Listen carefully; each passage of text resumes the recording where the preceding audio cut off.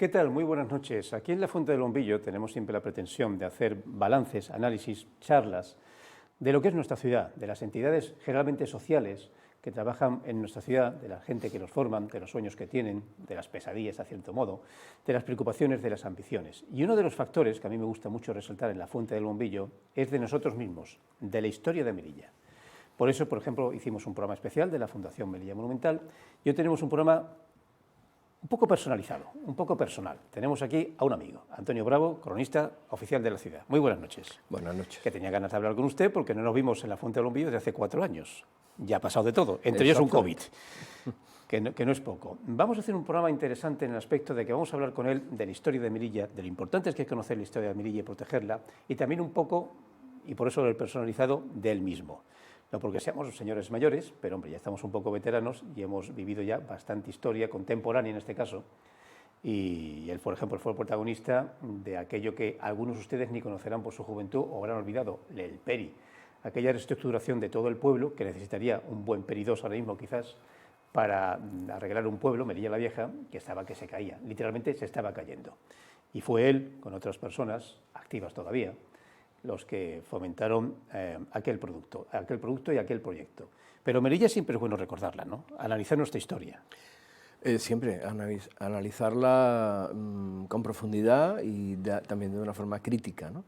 Y reconociendo pues, en cada momento qué papel desempeñan pues, las personas, las instituciones y la sociedad que le toca hacer de esta ciudad una ciudad que es milenaria, con lo cual tiene una historia profunda y profusa. Vamos a tener un programa especialmente atractivo porque vamos a poner muchas imágenes. Nos hemos dado cuenta que cuanto más imágenes, más entretenido, más agradable. Y como vamos a hablar de Melilla, y Melilla es una ciudad bella, vamos a empezar hablando de esto, con imágenes de Melilla. Pero, como les he dicho, va a haber una pequeña excepción. Y al principio vamos a hablar, en cierto modo, de nuestra protagonista. Así que le voy a dar un poco la lata al realizador durante esta Fuente del Bombillo. Y le voy a pedir que de entrada, si es posible, nos ponga imágenes, fotografías, en cierto modo, de la historia que ha estado representando y, por tanto, trabajando el que es ahora cronista oficial de la ciudad, nuestro amigo aquí presente. Ahora, cuando vean las imágenes me entenderán. Sobre todo porque son imágenes de una vida, de un trocito de la historia de Melilla, apenas unos 30 años, pero de una vida. Aquí tenemos los trabajos que estás realizando últimamente, porque estás viajando mucho. Estás viajando, o vas a viajar a Marruecos y a Argelia. Estás activo en Melilla. Estás trabajando, en cierto modo, con tu experiencia, que es amplia, en lo que es, nunca mejor dicho, un especialista de la historia. ¿Qué estás haciendo ahora? Que no paras. Bueno, Melilla, yo me siento tan afortunado por haber trabajado sobre Melilla y eso ha hecho que Melilla me lo ha dado prácticamente todo. Melilla tiene fortificaciones, tiene el periodo desde el 16 hasta el 18, hay una Melilla la Vieja que es la baluartada del siglo XVIII, de los Borbones. Hay un periodo del Renacimiento, luego tenemos en el siglo XIX también elementos que son importantísimos en los fuertes exteriores, que son de proyectos que vienen con formación europea, y finalmente el siglo XX, porque es el siglo del modernismo, del Art Deco. Todo eso, yo siempre he empezado aquí en Melilla, por eso digo, Melilla me lo ha dado todo, pero luego eso me ha llevado a tener una experiencia, la experiencia es lo que define precisamente mi enfoque a todos estos materiales. No solamente estudiarlos, sino que también es dar soluciones y dar problemas, porque no deja de ser patrimonio construido, y el patrimonio construido forma parte de lo que llamamos patrimonio, ¿no? Patrimonio existente. Ese patrimonio hay que protegerlo, hay que estudiarlo, hay que catalogarlo, pero no nos podemos quedar ahí, también hay que protegerlo. Y eso también me ha llevado hacia esa visión muy personal del patrimonio, en el que la actuación sobre él, o sea, la intervención en el patrimonio, pues tiene un peso importante. Y a partir de aquí, bueno, pues me ha interesado mucho pues, este patrimonio, ya en este caso español, primero en Marruecos, ya desde hace bastante tiempo, ¿no? Desde la década de los 90 empecé a interesarme por Marruecos.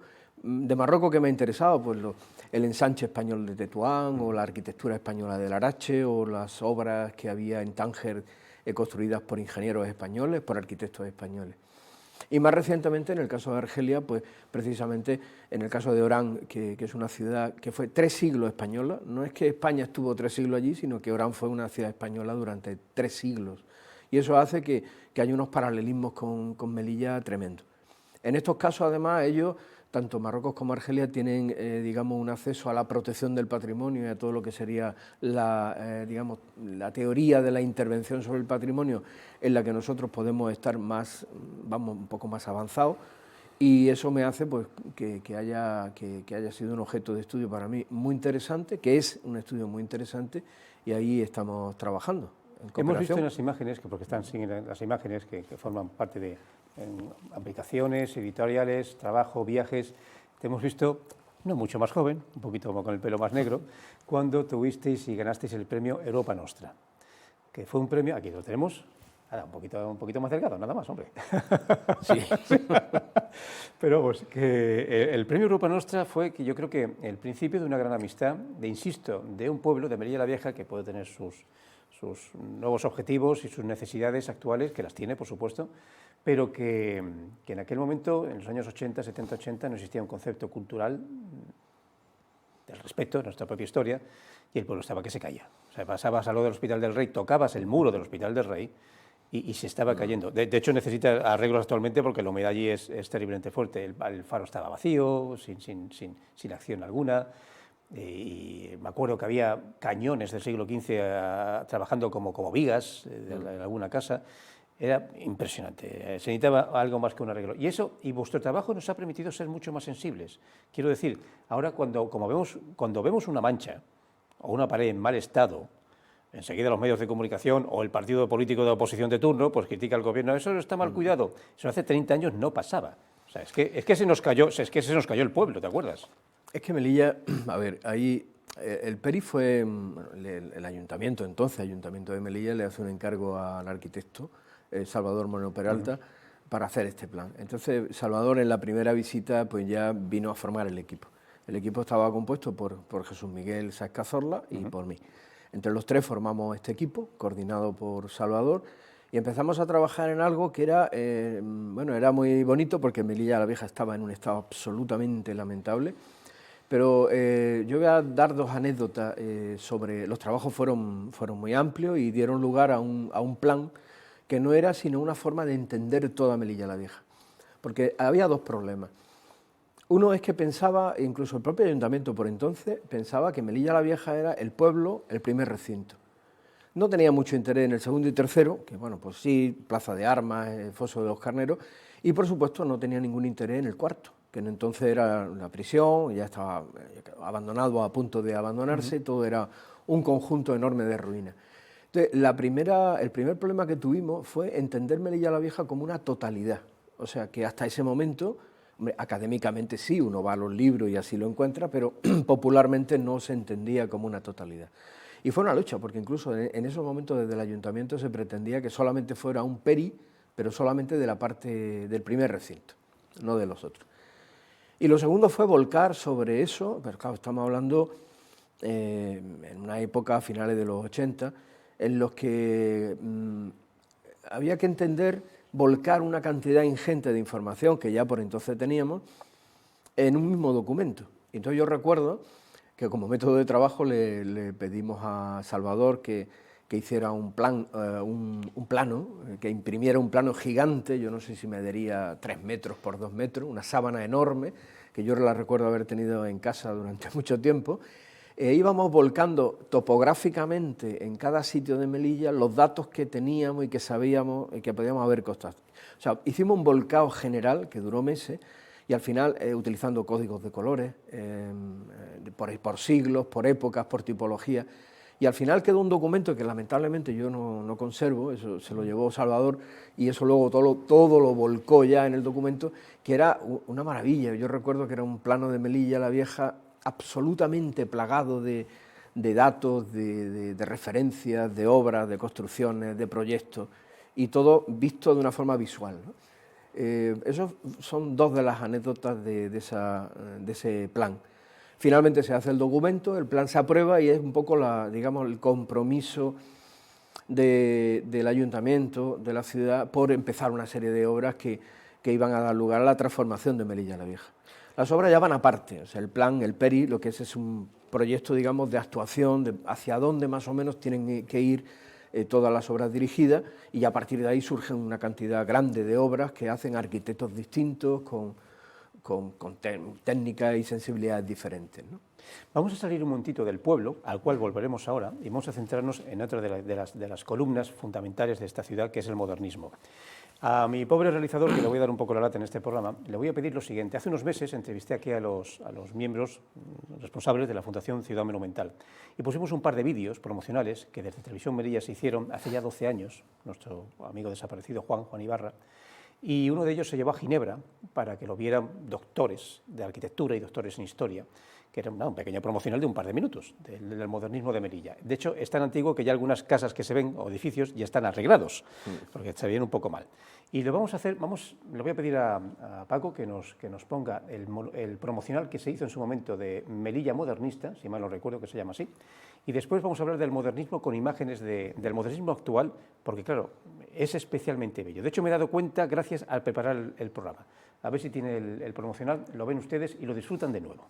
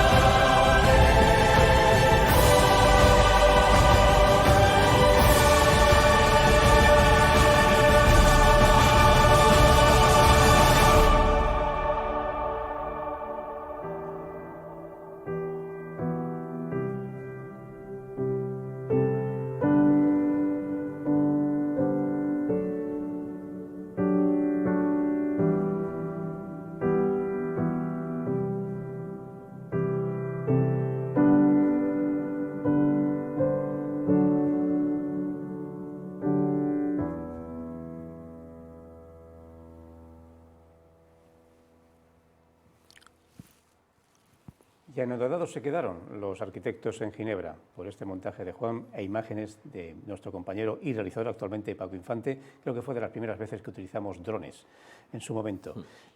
Nos sorprendió algo que comenté aquí a los responsables de la Fundación Ciudad Monumental, que desconocieran la existencia de Melilla. Algún doctor en historia dice, sí, sabíamos de una ciudad europea, no tenían muy claro si era incluso Orán, una ciudad europea que es modernista en el norte de África, pero no tenía muy claro tampoco. Entonces, claro, cuando veían que era un modernismo activo, vivo, habitado, incluso en peor estado de lo que está ahora, porque hay edificios que se han mejorado, otros están más olvidados, pues se quedaron de piedra. Y ahí tenemos quizás uno de los mayores problemas, y por aquí en esta mesa han pasado un montón de personas, de un montón de especialidades, y todos sufren y se enfadan por el hecho de que no nos conocen, o nos conocen mal, que es casi peor.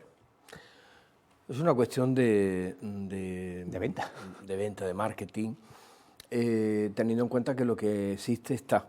O sea, pero bueno, no solamente la arquitectura modernista y la Art Deco, sino también lo que podría representar el pueblo, ¿no? Aunque ahora... Un segundo, Antonio, le voy a pedir a Paco, nuestro realizador, que nos vaya pasando imágenes del modernismo, no voy a decir actual, porque siempre ha estado, pero una de las cosas que más me ha fascinado al preparar el programa es coger recursos de cámaras que tenemos, donde han hecho algo que, claro, los ciudadanos no hacen con normalidad, que es mirar para arriba. Entonces, han cogido las cámaras, han mirado para arriba y han cogido y visto estas maravillas. O sea, la ciudad, el centro de la ciudad es realmente bello. ¿Qué ocurre con el melillense y su patrimonio? Es que se produce un proceso muy raro, pero muy fácil de entender. Cuando la gente vive en una ciudad modernista, lo ve como algo natural. O sea, no es excepcional que tú levantes la vista y veas caras de mujer, o una cabeza de elefante, o un balcón modernista. Eso se produce a través de un descubrimiento, y el descubrimiento siempre tiene que venir alguien de fuera para hacerlo. En este caso, el modernismo de Melilla lo descubre un arquitecto y escritor catalán, Salvador Tarragó, que viene a Melilla a hacer la mili, la tópica mili, ¿no? Y llega a la ciudad y entonces pues, dice, ¿esto qué es?, ¿no? Y a partir de ahí él es el que hace los primeros trabajos sobre el modernismo en Melilla. ¿De qué año estamos hablando? Estamos hablando del 60 y algo. Estamos hablando porque el libro, él publica un prólogo en una traducción de un libro italiano de Aldo Rossi y lo firma en Melilla, cuando estaba haciendo el servicio militar. Y a partir de aquí es cuando surge el descubrimiento, entre comillas. Dice, se ha descubierto, pero si ya existía. No, pero se ha descubierto a un nivel académico, ¿no? En el ámbito catalán, pues evidentemente eso tiene una cierta repercusión, porque Melilla es una ciudad barcelonesa, ¿no? Hay un artículo de Permanger que decía Melilla, la ciudad más barcelonesa fuera de Barcelona, ¿no? Era una forma de potenciar el modernismo. Y a partir de ahí viene una lucha permanente, porque todas las ciudades se están promocionando, todas las ciudades del mundo y todas las europeas, y existe arquitectura y patrimonio en muchísimos lugares. Y esto es una cosa que debe ser intemporal. Es la defensa del patrimonio y el marketing, que es ser capaces de demostrar el patrimonio que existe en Melilla y hacerlo además visitable y visible.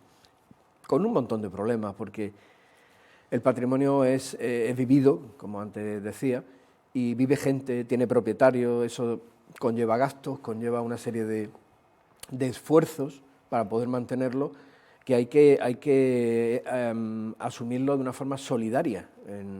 Si queremos tener una ciudad modernista, la ciudad debe comprometerse para tener una ciudad modernista. Aquí el problema no es que no se le puede obligar a un propietario en concreto de que asuma unas reparaciones que a lo mejor él no puede, o a lo mejor sí puede hacerlo, pero hay otros que a lo mejor no pueden hacerlo. Si la ciudad es concebida como una ciudad de patrimonio, una ciudad enfocada hacia el patrimonio y que haga del patrimonio además su futuro económico, porque Melilla, por mucho, bueno, yo escucho muchas cosas de posibilidades de canteras de trabajo, ¿no? O nichos de trabajo que hoy se habla. Para mí siempre he defendido lo mismo. Melilla en sí misma es un nicho de trabajo, es el patrimonio de la ciudad enfocado a convertir a Melilla en una ciudad visitable, turística, una ciudad cultural, que exige evidentemente cambios de todo tipo, transporte, alojamiento, etc. Sí, pero es que para mí es lo más viable. Al estar preparando el programa, al estar mirando hacia arriba, me he dado cuenta, y sobre todo con las imágenes de las cámaras, que han sido imágenes excelentes, que hay edificios que están en muy mal estado. Pero en general me he quedado sorprendido de que la situación de los edificios no es tan mala como yo creía. O bien se mantienen por sí mismos, bien porque son construcciones robustas, o bien se han arreglado, en algunos profundamente, otros con una capa de pintura, y queda bien de cara a la galería, pero me he llevado una sorpresa. Yo esperaba, al examinar a través de los ojos de las cámaras de Televisión Melilla, una situación peor. Es cierto que están vacías muchas de ellas, aunque estén arregladas, pero están bastante mejor de lo que yo pensaba, al menos de cara en el exterior. En el interior tengo entendido que han bajado techos, han racionalizado los domicilios para que sean habitables, Los alquileres son caros, por lo tanto no se han habitado muchas de ellas, pero sí, reconozco que me ha dado una especie de suspiro de positivismo en lo que cabe, porque yo lo esperaba mucho peor, de hecho lo esperaba muchísimo peor, y no están tan mal, es cierto que algunos están fatal, incluso se han perdido los dibujos ya están erosionados o desaparecidos, pero en general me he llevado una sorpresa positiva. Yo no quiero ser pesimista, pero los edificios son como las personas. Cuando los construyen, pues están muy bien, están lozanos y los hierros no están oxidados y los paramentos, los muros no tienen humedad, y conforme pasa el tiempo se van deteriorando por una cuestión lógica y típica. El problema de las ciudades es que necesitan una ITV genérica. Muchas veces cuando pasamos la ITV cogemos, lo sabemos los que tenemos coches, ¿no?, que pintamos aquí, ponemos la puerta para que funcione en el momento que te van a pasar la ITV, pero hay muchos edificios que necesitan ya no solamente un lavado de cara, porque es cierto que hemos visto edificios que están aparentemente bien, pero que solamente se han pintado por fuera. Se debe acometer es que es un cambio de chip de la ciudad en relación con el patrimonio. Es verdad que hay que construir, sí, muy bien, hay que construir edificios nuevos para que se hagan proyectos nuevos, de arquitectura nueva, pero también hay que rehabilitar. Y para rehabilitar se necesita como una especie de volcar todo un sistema productivo, que es el que genera, el que encabeza el arquitecto, el promotor, los constructores, los artesanos, los rejeros, los carpinteros, los que trabajan la forja, los que hacen estuco, formar un equipo lo suficientemente grande e importante para poder acometer la restauración de muchísimos edificios. No es fácil restaurar un edificio histórico porque está hecho con otras técnicas. Hoy día los edificios se hacen pues, a las técnicas del siglo XXI, pero esos edificios tenemos que restaurarlos entendiendo cómo han sido construidos. No podemos hacerlo de cualquier manera, empleamos materiales que a lo mejor son perjudiciales, o el hierro lo estamos trabajando con algunos elementos que al final terminan deteriorándolo. Y luego hay que entender que, por ejemplo, el tema de los ascensores en el centro, ¿no? Los portales son magníficos, pero hay pisos de 5 plantas que hoy día son inviables y no tienen un ascensor, porque la gente envejece también dentro del edificio. Cuando tienes 25 años subes los 5 pisos con una alegría, y cuando ya tienes 60 pues ya te cuesta un poquito más, ¿no? Y ya a partir de ahí no sigo. No, es que me está dando una especie como de... Teniendo en cuenta que nos conocemos hace 30 años y que lo hemos vivido, me estoy dando cuenta que no somos tan ancianos como Melilla, pero empezamos a serlo un poquito ya. Bueno, yo no sé, hablarán por ti, seguramente. Los edificios necesitan una intervención integral, a veces pues, con sustitución de carpinterías, a veces con cuartos de baño, hay que cambiarlos evidentemente porque hoy día queremos cuartos de baño con unas comodidades, y eso pues hay que compaginarlo con el mantenimiento del edificio como monumento, con su estructura original, pero evidentemente asumiendo transformaciones que casi siempre son interiores, ¿no? ¿Qué ocurre muchas veces? Pues que no está el carpintero adecuado que sabe hacer la persiana de librillo, o cómo recupero una forja que se ha oxidado completamente y que hay que hacerla nueva, pero no hay quien me la haga, o el que me la hace a unos precios. ¿Por qué? Porque hemos perdido las artesanías, porque esa ciudad tan bonita, llena de imágenes, es una ciudad hecha por un equipo ingente de artesanos, de constructores artesanos, y eso hay que crearlo, porque bueno, habrá algunos que son muy buenos, pero normalmente lo que se necesita es que haya muchísimos y trabajando todo. Invirtiendo ahí, estamos invirtiendo en la ciudad. Invirtiendo en que los edificios se arruinen y al final se tiren, y en hacer una torre de 5 plantas nueva de hormigón, pues también eso habrá que permitirlo en otros sitios, pero evidentemente perdemos la esencia de la ciudad. Al final Melilla se va a parecer a cualquier ciudad de cualquier sitio. El hormigón hoy día tiene eso, ¿no? Son edificios muy cómodos, pero ya tenemos en muchos sitios esos edificios. Volvemos a subir al pueblo. Le voy a pedir ahora a Paco que nos ponga el vídeo promocional de nuestra propia Melilla la Vieja, que antes, por confusión, íbamos a poner. Ahora lo van a poner porque vamos otra vez a subir al pueblo, y sobre este promocional, que también tiene unos 10 o 12 años, vamos a hablar de eso, de Melilla la Vieja, de sus posibilidades, de incluso si necesita hasta un PERI 2, que se está hablando de eso también. Vamos a verlo y ustedes me entenderán.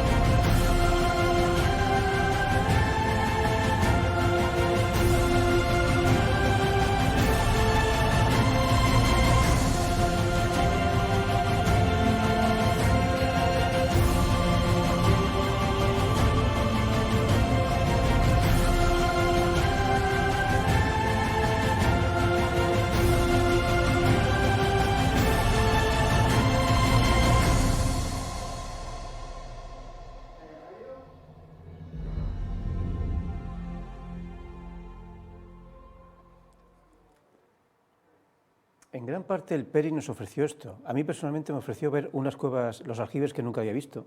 Me ofreció ver un edificio del Faro, que bueno, luego se mejoró a mucho posteriori, pero el caso es que ahora está activo. Un hospital del Rey, que era un túmulo de delincuentes y de gente que ahí se escondía para mal vivir. Me ofreció pasear por el pueblo de forma agradable. Me ofreció ver cosas que tenía delante y no veía. Me ofreció ver a la apertura de museos, que quizás sean poco visitados, pero ahí están, y hay varios. Lo ha explicado perfectamente. El Peri yo creo que lo que hizo fue poner Melilla la Vieja en portada de la ciudad. El documento es lo que hace, y es entender Melilla la Vieja como un todo, al mismo tiempo con una complejidad, no me hablo ya del Peri, sino de entender Melilla la Vieja. Entender, por ejemplo, un castillo, no sé, el castillo de la Mota o un castillo... es una obra seguramente hecha en un periodo más o menos largo, pero con una unidad, y se realiza, se hace con unas técnicas concretas. En el caso de Melilla la Vieja, es que estamos hablando de una ciudad, es una ciudad pequeña, pero es una ciudad que se hace a lo largo de, pues, desde 1497, englobando restos que son anteriores y que están de alguna manera también presentes, o bien arqueológicamente o bien visiblemente, y que llega hasta nuestros días. La complejidad para poder entender cualquiera de esas obras es tremenda, es terrible. Y el Peri, bueno, lo que hizo fue abrir esa puerta, pero luego, evidentemente, el Peri ya tiene años, ya tiene bastantes años, y en los últimos años, lógicamente, pues se ha avanzado mucho en el conocimiento.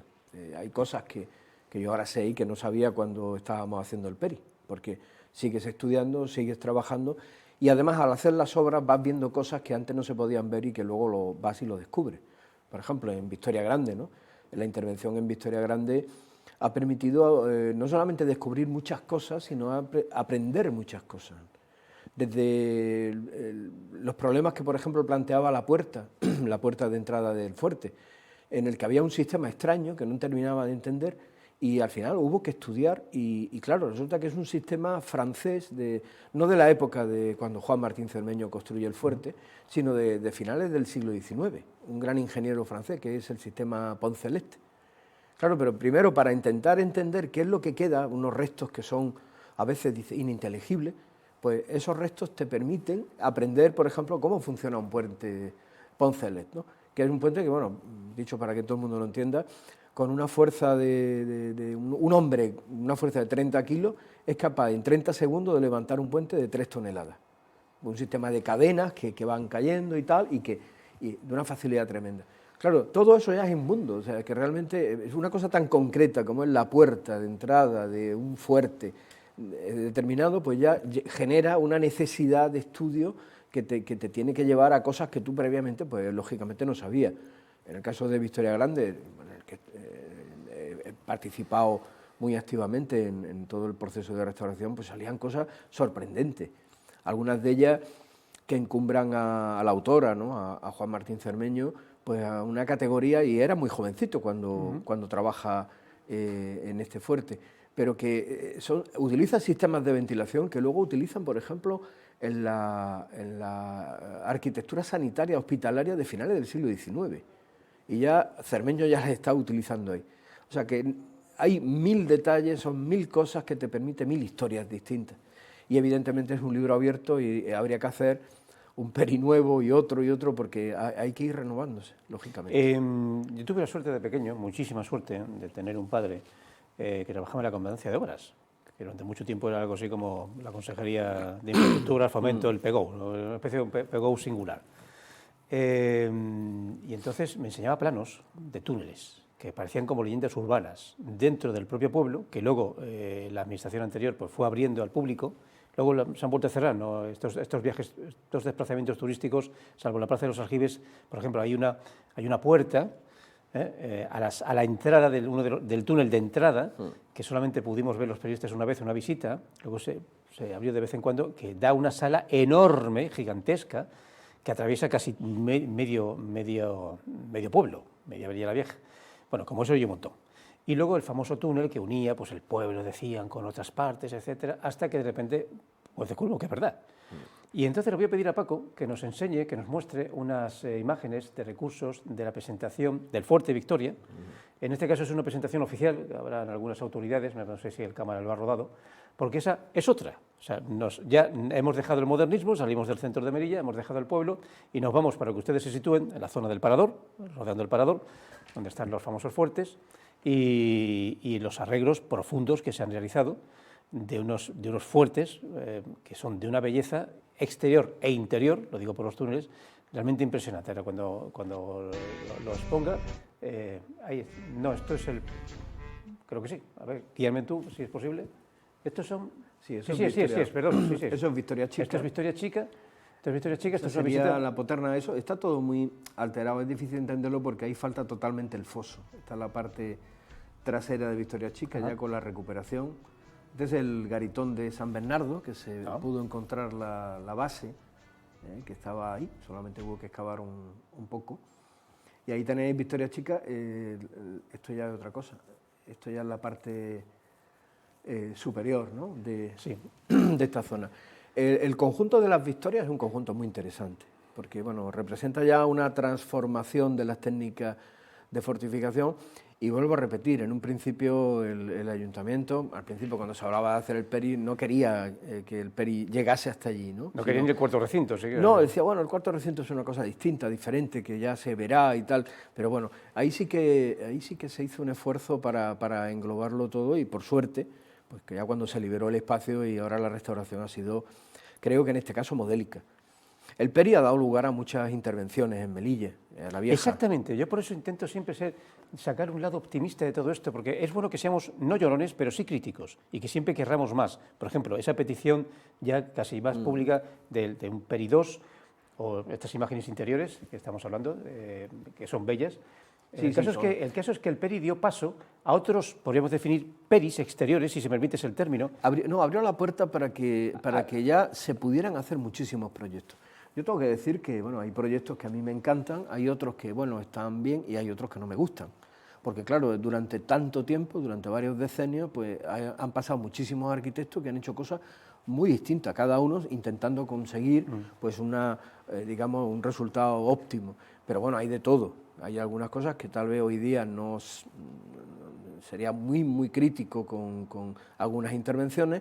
Es por lo que digo, es que el conocimiento sobre todo este tipo de elementos se va haciendo poco a poco. Y conforme van pasando los tiempos vas sabiendo más, vas aprendiendo más y vas viendo también cómo funcionan las intervenciones en otros sitios, en otros lugares, o cómo resuelven problemas en otros recintos fortificados. Es que incluso estas acciones dieron paso, por ejemplo, a que la Ensenada de los Galápagos estuviera activa.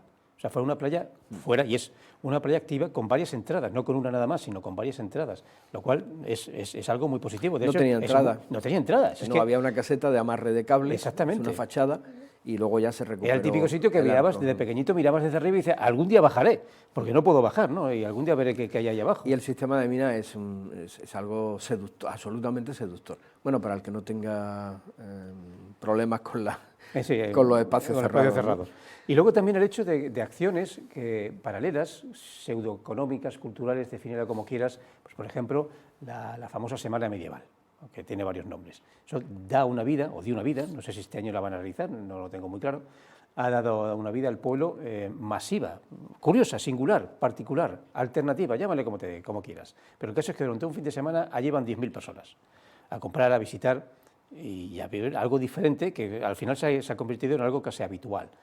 Pero es importante, como tú dices, los edificios y las ciudades tienen que estar vivas. Tienen que estar vivas y sobre todo bien vigiladas. En Melilla tenemos un problema de seguridad desde hace ya algunos años y lógicamente yo entiendo Melilla la Vieja como un recinto protegido, pero un recinto que también tiene que estar vigilado. No se puede dejar, claro, lógicamente que una persona que viva en Melilla la Vieja, pues como hacíamos antiguamente, intente pasar desde la Alcazaba, por el torreón de la Alcazaba, dando la vuelta. Hoy día a nadie se le ocurriría hacer eso, yo no sé si incluso si se puede, pero antiguamente eso se hacía con normalidad. Sí. Y entonces yo lo percibo como un recinto en el que debería haber vigilancia en todas las puertas. Había una comisaría dentro del pueblo, ¿te acuerdas? Sí, donde ya era el baluarte de San Fernando. Había una comisaría allí, me acuerdo, es cierto, ¿verdad? Todo eso se demolió porque eran construcciones modernas y no eran relevantes. Pero Melilla siempre es un reto, no dice, bueno, ya Melilla ya está terminada en absoluto. Y la Melilla modernista se están haciendo muchas cosas, pero yo creo que falta la transformación, porque en la Melilla modernista es más conseguir que haya una estructura, digamos, de actuación con respecto a, porque hay muchísimos edificios, hay 500 edificios que podían estar perfectamente catalogados, ¿no? Y eso requiere una transformación del sistema constructivo de la ciudad que se tendría que adaptar a que lo que tenemos es eso, y habría que invertir en formar, en preparar y en que existieran, si alguien tiene un balcón de forja y la forja está oxidada, pues debería ser muy fácil conseguir que alguien te haga la misma forja y puedes sustituirla, cuando esa forja a lo mejor ya se ha deshecho, porque aquí la humedad que tenemos y los materiales son bastante malos, ¿no? Eso hoy día no existe. Y entonces, si no existe, ¿cómo podemos hacerlo? Don Antonio, sus enseñanzas, sus palabras nos animan a nosotros dentro de su realidad. Yo creo que programas como este que voy a intentar fomentar, bien sea a través de la Fundación, bien a través del cronista oficial de la ciudad, yo creo que los melillenses tienen que querer su ciudad porque es realmente para estar, técnicamente hablando, enamorado de ella en muchos aspectos, y bueno, si tenemos problemas pues habrá que superarlos y ya está, como toda ciudad, que aquí a veces nos fustigamos en exceso, y otras ciudades, en este caso españolas, también tienen problemas muy graves, sino incluso a veces más graves. O sea, tenemos muchas oportunidades. El mero hecho del Peri o los hijos del Peri ha dejado una Melilla que está mejor que hace 30 años, vamos a dejarlo claramente, así, pero sí, seguimos teniendo amplios desafíos que hay que llevar adelante y a ver si así se realiza, aplicando pues el plan estratégico que quieran aplicar, porque Melilla sí, es visual, es turística, es cinematográfica, como se dice ahora, y hay que estudiarla. Don Antonio, muchísimas gracias por venir. Muchas gracias a usted, como siempre, por este rato, que al final termina pareciendo un rato agradable de café, ¿no? Yo creo que además a los espectadores les haya gustado, hayan visto una ciudad que es mucho más bonita de lo que algunos creen, de hecho es bella en muchos aspectos, a veces tienen que venir, como siempre pasa, de fuera para decírnoslo, pues nada, a veces también lo decimos nosotros desde aquí dentro. Y don Antonio, le preinvito para cualquier otro momento, bien aquí en la Fuente del Bombillo, para analizar lo que vayan a hacer o no hayan hecho, o bien en el arranque, que sabe este pequeño desayuno informativo que tenemos por la mañana, para más o menos seguir en la línea y fustigar un poco desde aquí a las autoridades competentes para que se muevan, que tienen que moverse. Y a la sociedad para que espabile. Exactamente, también hay que espabilar un poco, que a veces es bueno ser crítico, pero no bueno ser llorón. Bueno, pues esperamos que hayan ustedes disfrutado de la belleza, en cierto modo, del programa, resultado del trabajo de compañeros de aquí de Televisión Melilla, cámaras, realizadores, que es bueno también recordar. Nosotros lo dejamos en esta Fuente del Bombillo, muy nuestra en cierto modo, y ya para la semana que viene con otro tema tan interesante como diferente. Muy buenas noches.